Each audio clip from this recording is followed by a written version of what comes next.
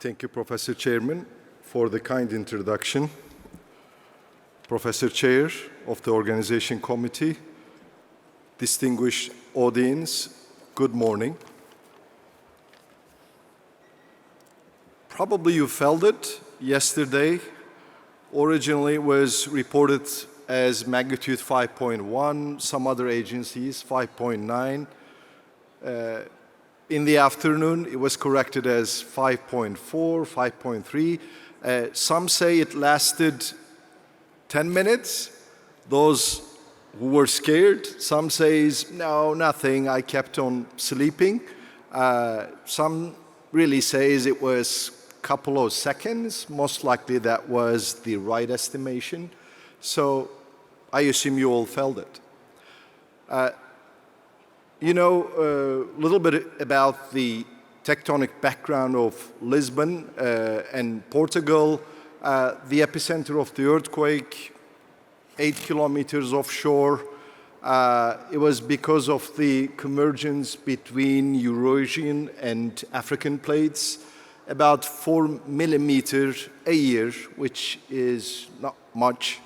Last major event in the last 50 years in Lisbon, definitely not comparable with the 1755 Great Lisbon earthquake.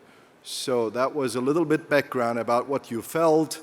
The key question there is, what if it lasted longer? How about 20 seconds? 30 seconds. What if the magnitude was not 5.4, but if it was 5.9 or 6.9 or 7.9? What if we had another earthquake 9 hours later affecting the same area? There are a lot of what ifs, and hopefully after this informal introduction, I'll briefly mention about those what ifs and take you to the field of Kahramanmaraş region, affected by two major, somewhat unexpected events, and that will be basically the scope of my today's talk. That was a joint effort, a lot of international contributions, so if I start my presentation without acknowledging all the contributions, that would be unfair. So it was a wonderful collaboration and very much in line with ECSGME concepts that we basically unite our forces after major events, geohazards. So in that sense, it was also a major event and lessons offered. What I'm going to do is, after a simple introduction of the tectonic setting, I will talk about the geotechnical aspects and emphasizing the geohazards of the event. But before that, I want to lay the floor for the seismotectonic background a little bit. The event affected Turkey and Syria. The first event happened 4:17 early in the morning. People were asleep. That affected Kahramanmaraş region. 15 million people were affected, 11 cities, over 600,000 residential buildings were either collapsed or heavily damaged. Economical loss over $100 billion. So it was a major, big event that took place on East Anatolian Fault. A lot of similarities between Portugal and Turkey. In a sense, the seismotectonic background is similar. Portugal is sandwiched or squeezed by, again, African and Eurasian plate. The Anatolian plate is squeezed or converged by Arabian plate, southeast, Eurasian plate, African plate. So those are all converging plate boundaries at a slightly higher rate than what Portugal experienced. The rate is more like 10 to 20 millimeter per year, so seismically active region that we're talking about. The area that was affected is huge. Really, it required a lot of effort and a lot of help to basically like study all the region, and that's what we did. So I'm going to talk about pretty much an area that covers 100,000 kilometers square, just to make you have a feeling about it. The length of it is about 600 kilometers. The width of it is about 150 kilometers. So that's the region that we need to study as part of the reconnaissance studies. In the memory of the people that we lost, I invite you for quite a period of silence. Meanwhile, please enjoy the video that shows before and afters regarding the earthquakes.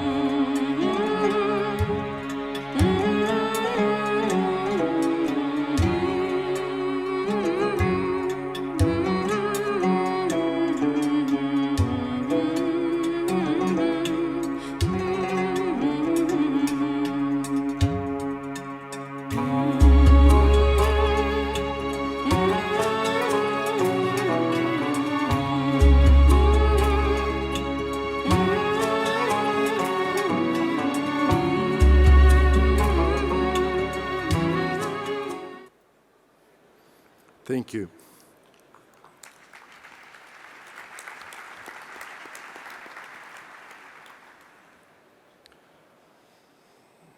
As Mark very nicely pointed out, let's dig into it. Let's see what was the tectonic setting that triggered these unexpected events. There are seismic gaps in the last 500s, as you observe. You're seeing the southeastern part of Turkey, basically East Anatolian Fault, and it has multiple segments. You see the recent events can date back to 500 years ago or even 1,500 years back on some of the segments of the East Anatolian Fault. To cut the long story short, this was not an unexpected event. We were expecting a major event, but to be honest, what was unexpected is that we were not expecting multiple ruptures on 3 segments. So 3 segments rupture in one event, and that wasn't enough. It was followed by another event, similar magnitude, 9 hours later, on 2 segments jointly. So those combinations, as you can imagine, are not included in our design scenarios. And it was not included in any country's design scenarios. So in that sense, the event, it was unexpected. But other than that, we were expecting a major event because of the seismic gap in the region. Let's elaborate a little bit.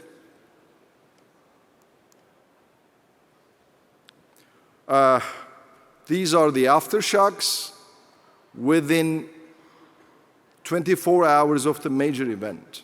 You see the distribution. So this is a series of events following a magnitude 7.8 9 hours later, 7.6, and in between, imagine tens of 6 pluses, hundreds of 5 pluses, and these are all happening basically within 24 hours. So it's like a nightmare, and basically after shocks continued for 4 months with a slowing pace, but not as slow as we expected them to occur.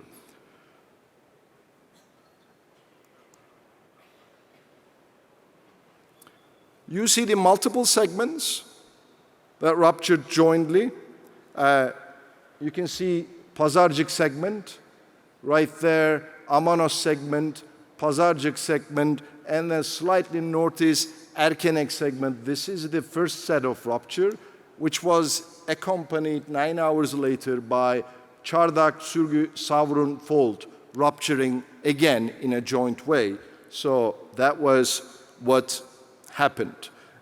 What we were anticipating in our seismic hazard assessments was a combination of 2 segments, but not 3 segments. So the reason I'm underlying those issues is, as part of our probabilistic seismic hazard assessment scenarios, sometimes we argue, combining multiple segment scenarios is very unlikely. Why should we consider those segments? Sometimes unlikely things happen, and that's the message at least I wanted to convey at the moment. We observed a lot of side effects, a lot of directivity effects, which I will show you in a little bit. Ground motion prediction equations did okay, even though they slightly underestimated the PGA levels. But in a general sense, we were not bad at predicting the intensity levels. But remember that ground motion prediction equations always predicted right because they are probabilistically based. So if the median value is not enough, then we add median plus 1 standard deviation. If that itself is not enough, we say median plus 2 standard deviation, 3 standard deviation, and eventually we will reach to the recorded level no matter what. But I'm talking about median predictions, a little bit under-predicted. Maybe that was a good feedback for the observations. We observed a lot of directivity effects. The Arabian plate site, the eastern side of the fault, was shaken more intensely than the western side. Interesting. This is not related to side effects, but this is directivity relative to the fault. So this was kind of strange and something new that we need to dig in and learn from. Super shear effects. I'm going to show you some videos that emphasize super shear and sub shear happening at the same time during the single event. So some part of the fault ruptured really quickly and some other segments ruptured slowly, which produce a mix of everything and heterogeneous spread of intensity distributions. Long period effects, really we see the effects of directivity in the long periods, some nice simulations. Interestingly, the earthquake started on another fault. This was the Dead Sea Fault Zone. And then it changed its mind. It's jumped onto the East Anatolian Fault and continues spreading on that fault. Even the rupture propagation was kind of strange, unexpected. Imagine the epicenter is not located on the major fault that was ruptured. So this was an interesting phenomena. By the way, it's a bilateral rupture. You see different scenarios, different speculations on how rupture was propagated. So don't think that we know everything. Even after 1.5 years after the event, we still search about the propagation of the rupture. So different opinions exist. And throughout the presentation, I show you some publications, thinking that if you're interested in the area, those could be the right publications to read if you want to learn more about it. The red regions you see in the animations are the regions that ruptured really fast. and the blue ones are the slow ruptures. So you see the heterogeneous distribution, and let's look at the side effects. These 3 stars. They are a couple of kilometers away. Please take a look at this location. Really, they are the same dot in a country scale. And look, one of them, PGA levels 0.15 G, 15% of gravity. The other one is 70%, and the third one is higher than a G. So, wow. I mean, so close distances. And look at the shear wave velocities. They are comparable. We're talking about 450, 500. So really, like, you know, the fault rupture mechanism itself is producing some unexpected amplifications, and then that we need to worry about or think about. Also, look at the patterns. Look at the wavelengths. It started quietly. It lasted, let's check the time, 35 seconds. People thought the earthquake was stopping. Then another major event followed the first set of events. So, and total period is about 80 seconds. At some locations, it even exceeded 100 seconds. So remember my what-if questions at the beginning. What if the earthquake lasted longer? What if the magnitude was bigger? So those what-ifs are valid, and occasionally those what-ifs happen, and I hope it doesn't happen any other places, and definitely not Portugal. Other side effects, for example, a dam site. The foundation of the dam, left abutment, right abutment. I don't want to say much about it. My time is limited. Just enjoy the slide. Just take a look at it. How different they are. You know, like the left abutment, right abutment. This is the abutment of a dam. They're very similar. The cross-section is very similar. Why are they different? I don't know. And they're significantly different if you pay attention into those wavelet forms. Some spectral plots, comparisons, same dam. You see how different they are. By the way, soil conditions do not change intensity by 10%, as we model in our codes. 10% increase amplifications, 15% amplifications. I'm referring to those amplification coefficients that we use in NIHRP or Eurocode. Gentlemen, it is, and definitely ladies first, that is the average amplification.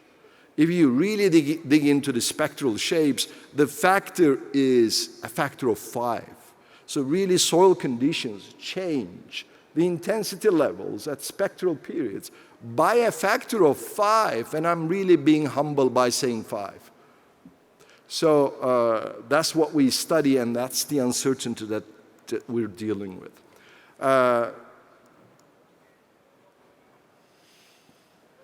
Now I'm approaching to the south.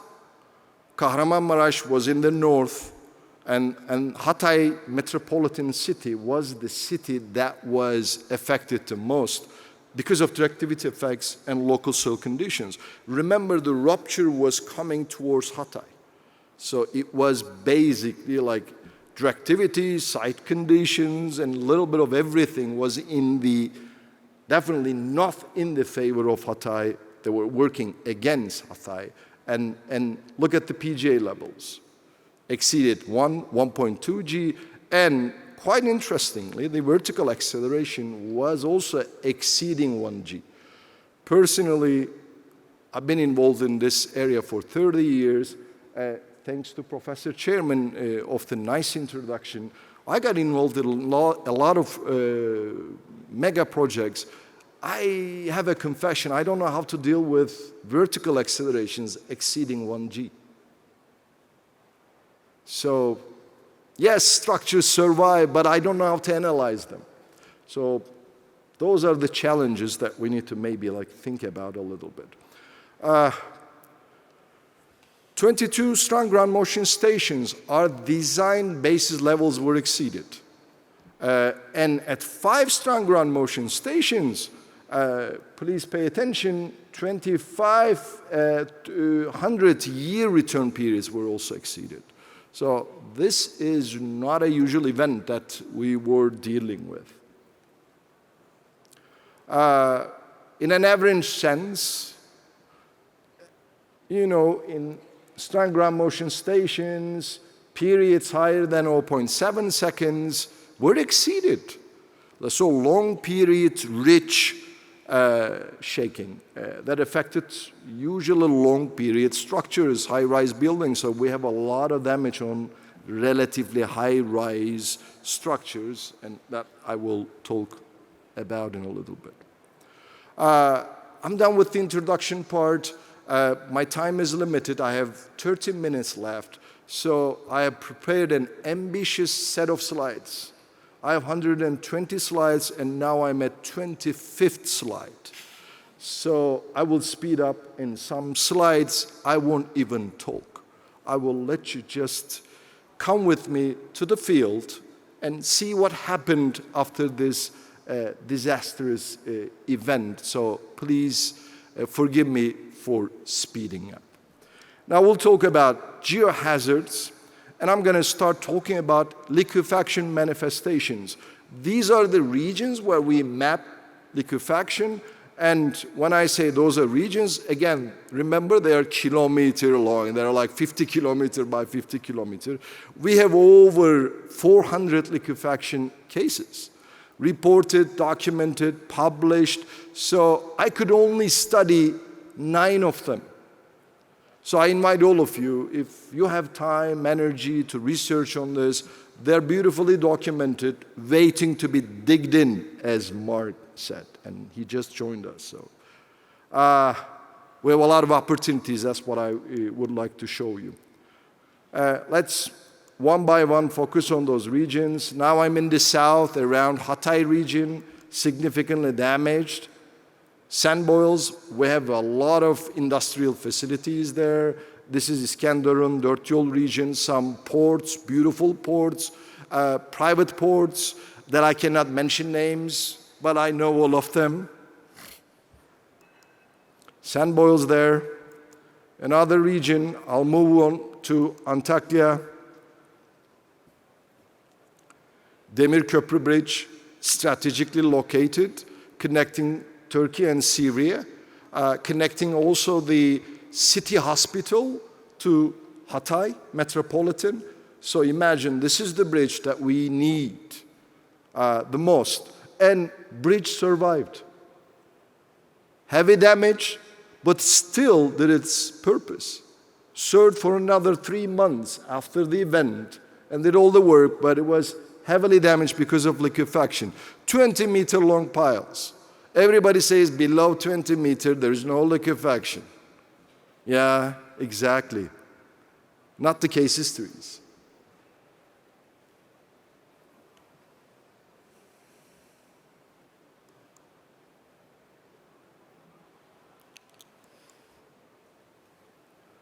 Soft deposits, clay deposits, SPT below can, sandy soil, silty sand, you see that, 10, 11. Nothing unexpected. If you use Çetin's liquefaction triggering curves, it was expected. It was going to liquefy, and it did liquefy. There's no surprise in it. Residual strength predictions were okay, were good. They were predicting what was supposed to happen. So here is a rotational failure. A simple slide type of analysis with residual strength data would help predicting that. Another bridge, Karasu Bridge, I'm still in the south. Damage again from liquefaction, red dots. Liquefaction was expected. So, Hatay Airport.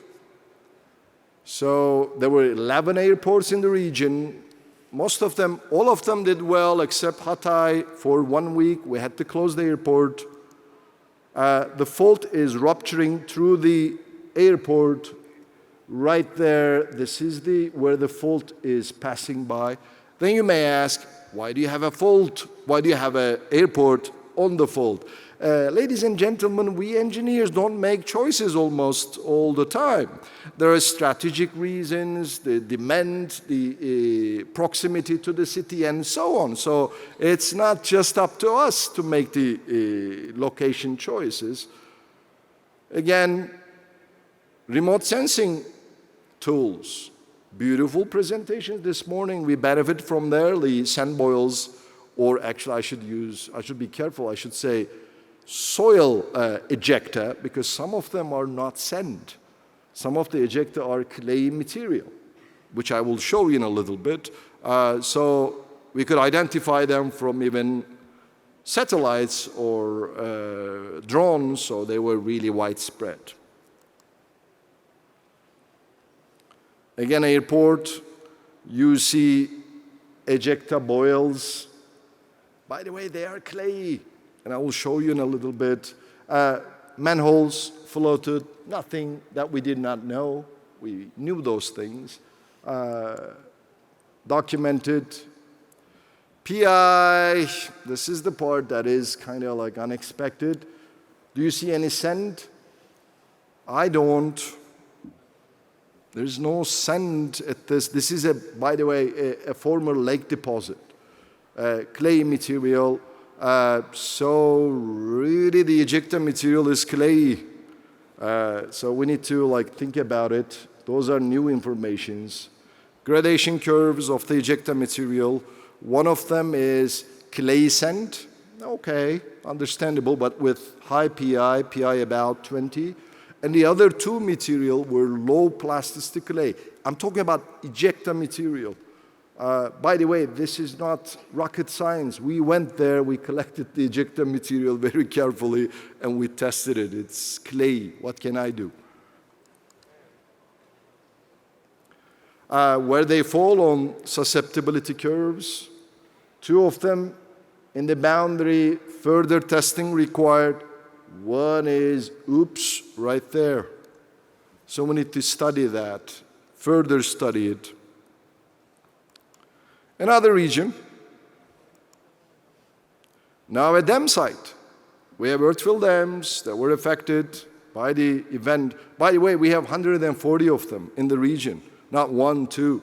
Two of them were severely affected. Luckily, no uncontrolled release of water. But for two dams, we have to lower the dam reservoirs as part of rapid intervention actions.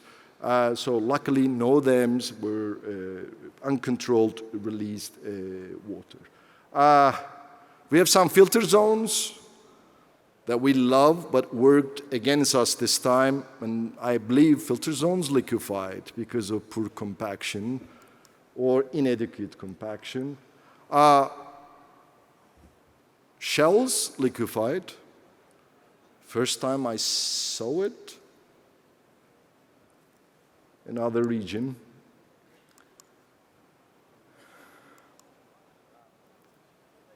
Now I'm going to the northeast. Let me show you a special place called Gölbaşı. 50,000 people live there by the lake. Gölbaşı means in Turkish, by the lake. It's a beautiful place. Again, lake deposit, clay ejecta everywhere. You see one of them. This is ejecta material, and it's clay material.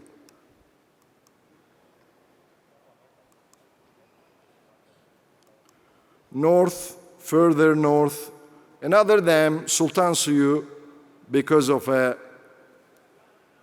basically a sliding surface that goes through the toe of the basically the dam. We had major displacements exceeding 100 centimeters. Earthfill dams, 120 centimeter permanent deformations, and they still survive. Survive in a sense that they still keep reservoir water. So another lesson or another important case history that we benefit from. Now I'm going to change gears. Let's take a look at excessive settlement cases, building performance. Hatay region, Antakya, Iskenderun, sand boils. These are sand boils in the vicinity of buildings, and building settlements, 5 centimeters, 10 centimeters, 20 centimeters, no settlement at all, depending on what kind of a foundation we use. So, wonderful set of case histories. Same location, same street. Choose the case history you would like to study. A good one, more settlement, no settlement, ground improvement case histories that did not settle at all. So those were vivid examples of what to do and what not to do as part of geotechnical design. Again, another region, you see the ejecta material. Ejecta material. Those numbers basically indicate foundation settlements. I think I'm doing okay. I have 20 minutes, so no problem. I will finish on time, hopefully. Now Gölbaşı, I moved a little bit northeast, Gölbaşı again, the lakeside. Building settled 90 centimeters. By the way, we use all kinds of techniques. We use LiDAR measurements, satellite measurements, even myself, the old school tape meter, let's measure. So because the displacements are not a couple of centimeters, they are 90 centimeters, so you can measure them easily with whatever tool you have it. And cross-correlation was really helpful to calibrate our measurements. Interesting story. There is a major street passing by the town, and this is the major street that passes by the town. The red circles are the buildings that were heavily damaged, and the blue circles are the buildings that were not damaged.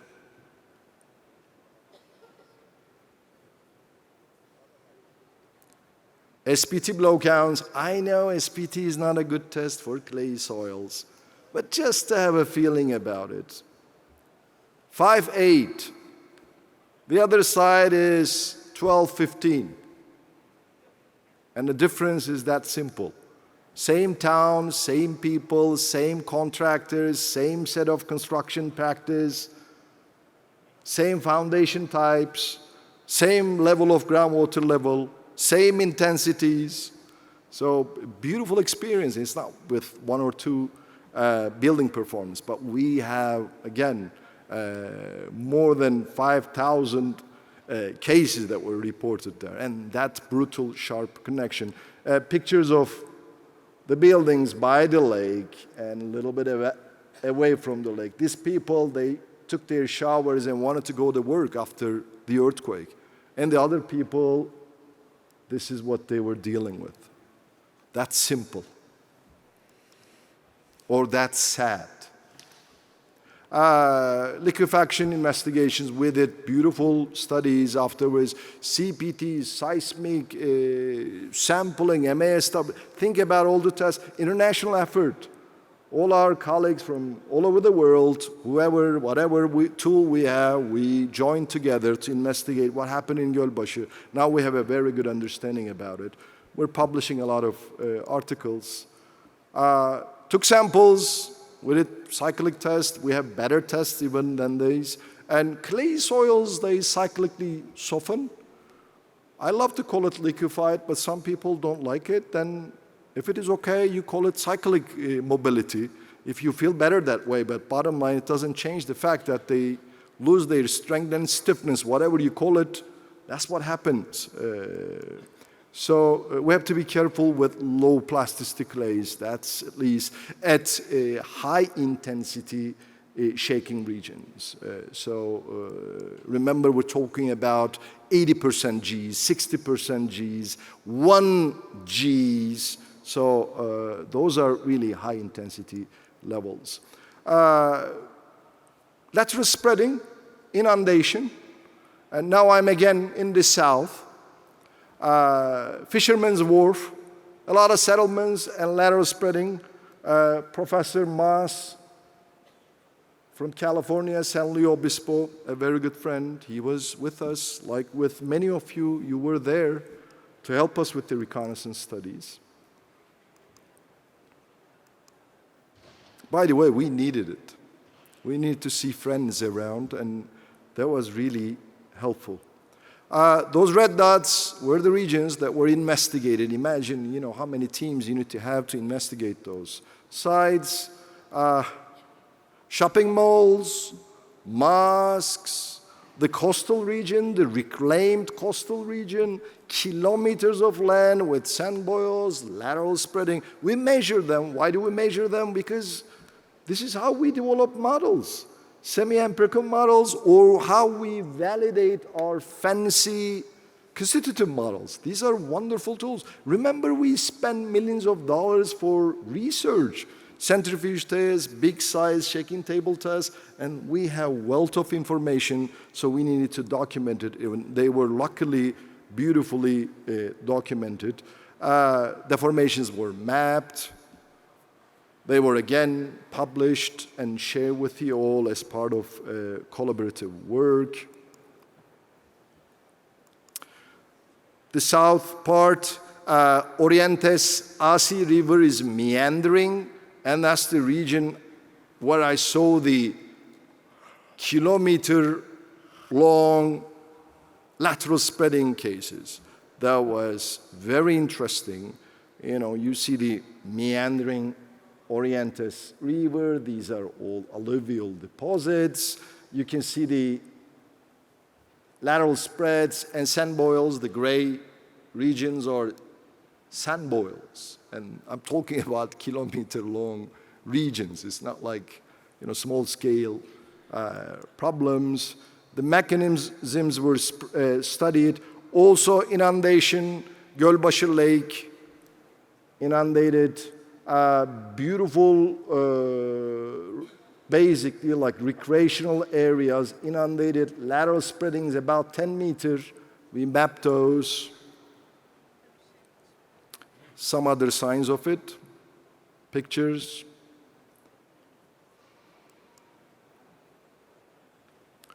Again, the formations were studied. Landslides and rockfalls. Over 3,500 landslides and rockfalls. They were mapped. We lost more than 90 people because of landslides and rockfalls. They lost their lives because of particularly those geohazards. You see the size of a rockfall. This is a person there. This is an incredibly large landslide. You basically multiple olive tree lands were on it. So it caused a lot of problems because now people were arguing, because this is a 10-meter long movement. Now your land is 10 meters in somebody else's land. It started legal issues as well after people recovered. So, imagine how to deal with those kind of problems. This is the area that I'm talking about. These are olive trees. They look like a peanut, but literally they are big, giant olive trees. Fault displacements. Remember, we have utilities, buried structures, crossing faults, wonderful information. We're collecting that data. We're using all available tools, field measurements, as well as remote sensing devices. Hatay Airport. Remember, I showed you where the fault was crossing. So that was also confirmed with remote sensing tools. Railways crossed by fault offset. Also, we have a dam.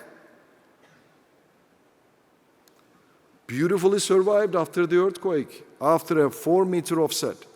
Don't ask me why we have a dam there, because we needed water.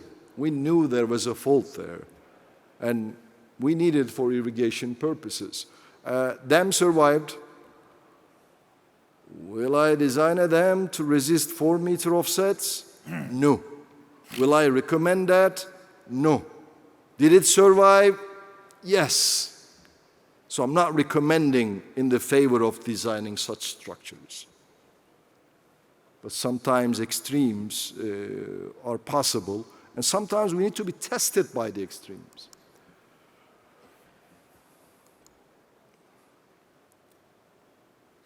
Retaining structures, stone walls, anchored walls, they survived, some did not survive. There is a beautiful case history. Retaining walls, they rotated, slipped. I will show you the results in a little bit.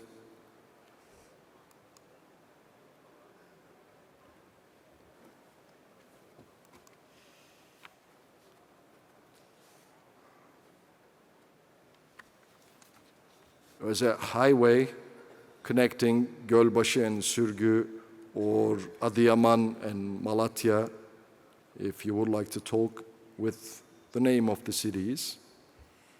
Rotated walls, liquefaction, bearing capacity loss. Lovely case histories to study residual strength or post-liquefaction strength, whichever you would like to call. Yes, liquefaction was expected. Yes, we did back analysis, pre-failure geometry, post-failure geometry. We studied it beautifully. The values are somewhat in conformance with what we expect with currently existing models. Beautifully performing reinforced earth walls. I am in love with reinforced earth walls. They did really well. Not stone walls, but reinforced earth walls, and I have no commercial connection with any reinforced earth wall company.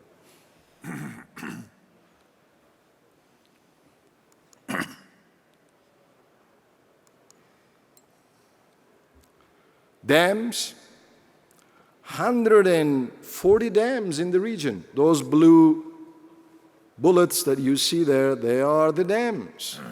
So it was a major test. Beautifully reported. If you're interested in studying earth-filled dams, rock-filled dams, concrete dams, their performance was beautifully documented, waiting for you to be further digging into it. Two of them, we lowered the reservoir level. The rest, they suffered from permanent deformations, which I will show you in a little bit, but survived. So, beautiful case histories. They're tested by significant intensities, 0.1 to 1.3 G. This is the region where the dams were located. So they were really tested well. Reyhanlı Dam, this is in Hatay. You see the location where the intensities were really high. 9-kilometer long dam. Wow, the crest is really long. This is an unusually long dam because the valley was really long. Actually, there was no valley. This was like more of a basin. Right? So, two different sections. It's like a control test. How will different sections behave during the earthquake? Pictures are coming. Deformations. Some cross sections, 10 centimeters. Other cross sections, 1 meter. So wonderful, wonderful in an engineering sense that they provide a wide range of displacement. Back analysis, we're performing more sophisticated assessments. The blue lines are the displacements, permanent displacement that were measured. Those bullets you see, they are the permanent displacement that we predict by using different methods. Wonderful case histories to calibrate, to validate our existing models. I cannot talk all about those assessments because my time is limited and I'm still doing okay. I have 15 slides left and 5 minutes. So it looks like I'm doing really a good job. Appurtenant structures. Another dam, Yarseli Dam, We have a lot of hydraulics people with us. Maybe you want to study those things. They did well. So concrete structures did okay. Yarseli Dam, we mapped those displacements. We saw some sand boils. Nothing related with the dam cross-section, but this was in the downstream side of the dam that suggested that the Talvek soils basically liquefied. Another dam, Kartalkaya Dam, by the way, it takes basically a day to arrive to those dams, and not to study the dams, just to access those dams. Cracks, parallel to the crest, nothing unexpected. We expect those kind of cracks, usually at the filter locations. Another dam, Kalecik Dam, 0.4, 0.8 Gs. Having said that, maybe it's now the time to share the lessons offered. I intentionally choose the title as lessons offered rather than lessons learned, because we don't learn from the lessons. When I say we, it's me. I've seen this picture so many times, even though I'm not very old. So I start to use the terminology lessons offered with the hope that we'll learn from them. Seismic characterization, point of view, source characterization. Multiple fault segments ruptured jointly. Within 9 hours, 2 major events. They were not within our design scenario. Should we consider it or not is a big debate. Considering multiple earthquake scenarios is very costly. Sometimes we don't have the resources to resist to 2 events happening consecutively, but these events happen and we need to start at least discussing about it. Ground motion prediction equations, you can never win against them. I love them. Median, median plus 1, median plus 2. In this case, they did well, except that they a little bit under-predicted the intensity levels in a general sense, and they really failed for Hatay. Because Hatay, the south region, that metropolitan, everything was working against Hatay. Directivity effects, site conditions, multiple events. So other than Hatay, they did okay. Fault displacements, meter-long displacements, tunnels. Erkenek Tunnel was crossed by this fault, and it did survive. So lessons offered. Maybe we need to worry about mitigation against buried structures crossed by faults.